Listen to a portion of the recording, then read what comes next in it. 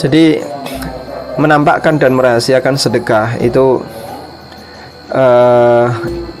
dua-duanya diperbolehkan. Allah Subhanahu wa taala menyebutkan itu dalam Al-Qur'an, in tubdus shadaqati au tukhfuha, baik kamu tampakkan sedekah itu atau kamu rahasiakan, semuanya Allah tahu dan semuanya Allah yang akan memberikan balasan. Sehingga tidak masalah ketika sedekah itu ditampakkan, terutama karena alasan tertentu. Misalnya karena alasan agar tidak dianggap, misalnya begini ya, ada orang yang dikenal kaya. Orang dikenal kaya ini diharapkan oleh masyarakat agar hartanya bisa sampai kepada mereka. Ketika orang ini tidak pernah menampakkan diri memberikan harta, itu bisa jadi memicu permusuhan dengan masyarakat, sehingga dianggap pelit, mungkin dianggap pelit, akhirnya dibenci masyarakat.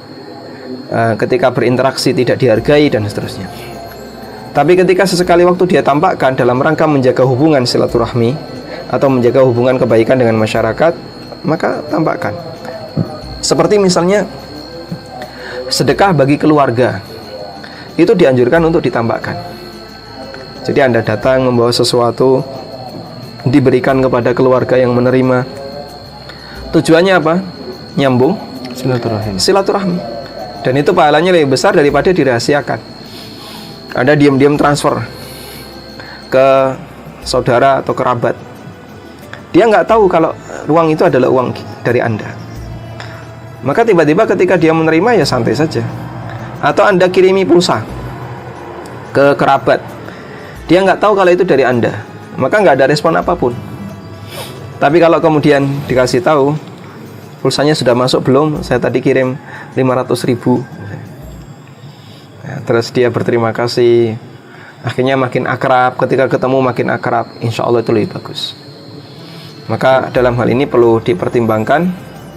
Memang pada asalnya sedekah rahasia itu lebih bagus, sebagaimana disebutkan dalam hadis riwayat Bukhari Muslim, ada 7 orang yang akan mendapatkan naungan dari Allah kelak di hari kiamat.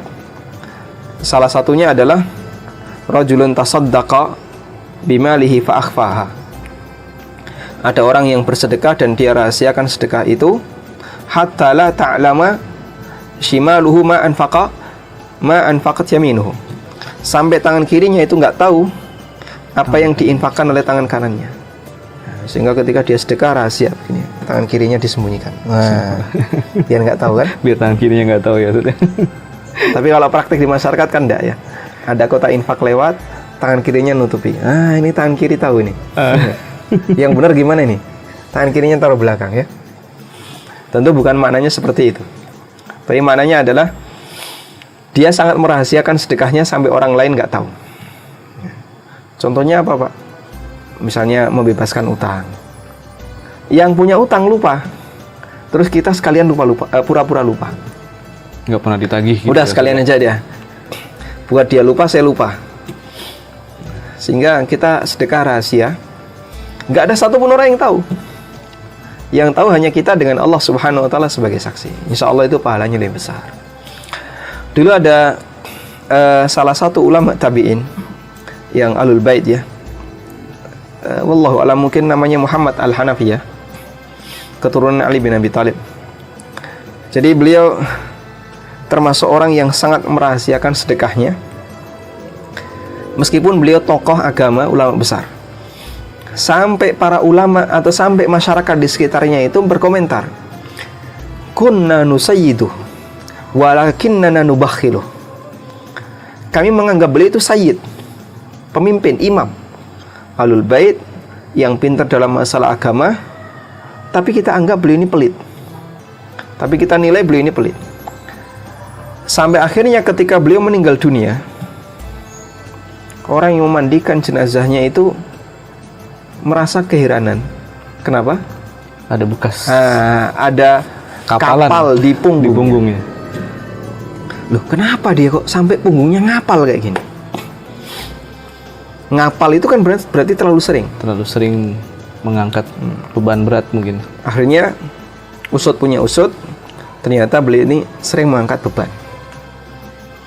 Sejak beliau meninggal, fakir miskin yang ada di sekitarnya mulai kehilangan. Biasanya ada beras di depan rumah setiap pagi, atau ada makanan di depan rumah setiap pagi. Ini kok sudah nggak ada lagi. Akhirnya dihubung-hubungkan, oh ternyata beliau inilah pelakunya. Nah, itu salah satu di antara bentuk dan upaya dia merahasiakan amalnya, sampai menyebabkan beliau ini dinilai miring oleh masyarakat. Kita tidak melihat dari sisi yang kedua, tapi kita melihat dari sisi yang pertama, bagaimana semangat beliau merahasiakan amalnya. Wallahu a'lam. Masya Allah. Oh iya Ustaz, yang masalah utang itu mungkin suatu saat timbul rasa gelo gitu, apa itu masuk nggak ikhlas juga tuh Ustaz? Ya, kalau memang boleh saja orang yang punya piutang di tempat orang lain lalu dia nggak ikhlas, itu boleh. Saya sebenarnya nggak ikhlas ketika utangnya belum dibayar, sah-sah saja. Karena ketika harta kita di tangan orang lain dan kita merasa nggak ikhlas, itu boleh. Tapi kalau nggak ikhlas seperti ini, jangan diem, ngomong, tagih. Kalau nggak ikhlas diem, ya kasihan saudaranya. Niatnya tadi pengen ngiklasin aja Ustaz, tapi suatu saat pas lagi duduk-duduk, wah ya, itu lagi gelo gitu loh Ustaz. Kalau belum diucapkan ke pemilik utang, maka belum lazim. Sehingga misalnya begini, si A punya piutang di tempatnya si B. Lalu satu ketika si A ketika dapat duit, si A batin, sudahlah utangnya si B saya ikhlaskan. Hingga suatu ketika si A ini mengalami kekurangan. Lalu dia, waduh, kemarin kok ngomong kayak gitu, kok gelo ya, dia gelo, dia menyesal kenapa kemarin berkeinginan untuk membebaskan utang. Tapi belum sampai diucapkan kepada si B, maka itu masih menjadi tanggung jawab si B. Tapi kalau sudah diucapkan kepada si B, utangmu lunas, nggak usah dipikirkan. Kok besok ditagih? Nggak bisa. Karena berarti ini sudah menjadi hibah atau sedekah yang sudah diserahkan.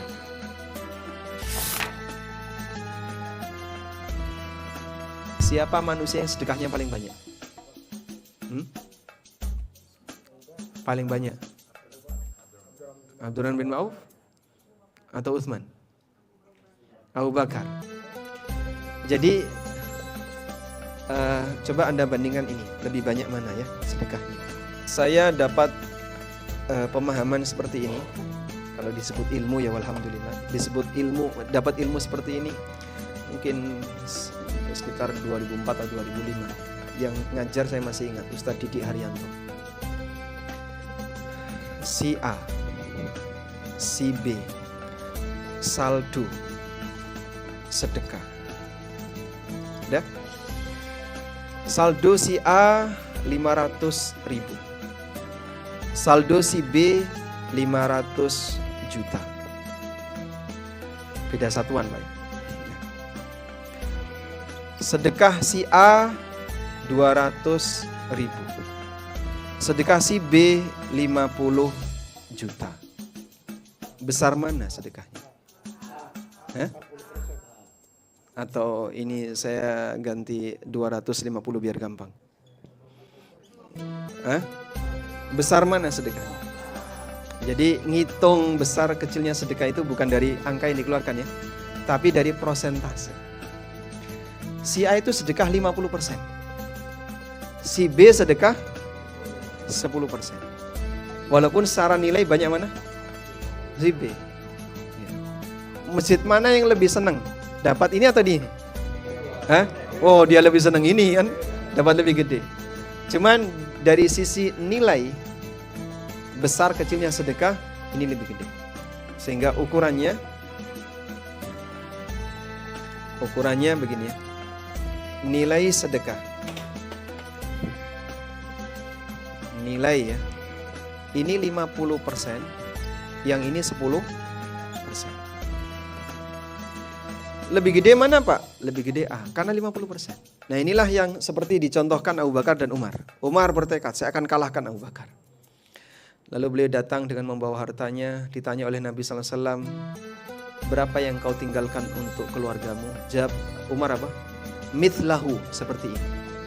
Mithlahu seperti ini. Berarti yang dikeluarkan berapa? Setengah, 50%. Abu Bakar datang. Berapa yang kau tinggalkan untuk keluargamu? Allah dan Rasulnya. Tawakal. Berapa? 100%. Habis. Saldonya dihabisin. Semuanya diserahkan kepada Nabi SAW. Nah, jadi beliau tidak melihat berapa nominal, tapi berapa prosentasenya. Umar menjawab 50%. Seperti ini. Abu Bakar mengatakan semuanya habis. Sehingga bukan dilihat dari berapa nominal yang dikeluarkan, tapi dari berapa persentase yang dikeluarkan. Itu cara untuk mengukur banyak dan sedikitnya.